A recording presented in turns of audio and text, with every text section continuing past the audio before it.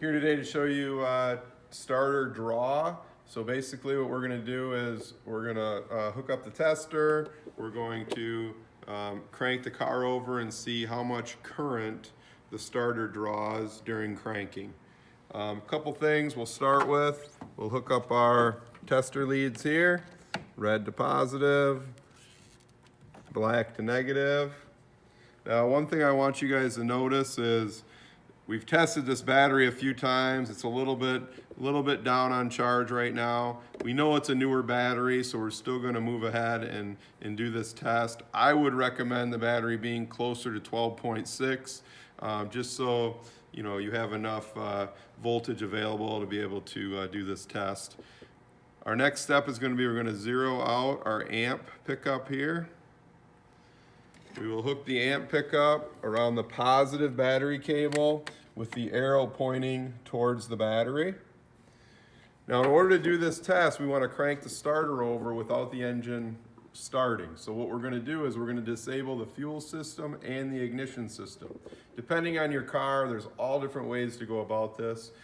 For this particular car, this is an 88 T-Bird, mainly out of convenience because it's in the shop right now. That's what we're using. We thought the quickest way to do it would be just to unplug the ignition module here. That actually will control the injector pulse as well as the ignition system. Now our fuel pump will still initially come on, but at least no fuel will be entering into the engine. So at this time, we're going to take and crank the engine over, and we'll watch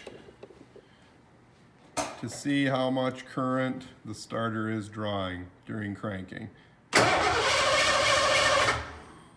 As you saw right there, we have, go one more time.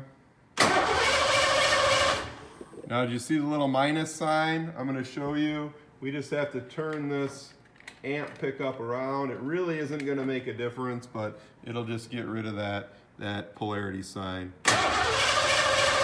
Settles in right around 200 amps as it's cranking.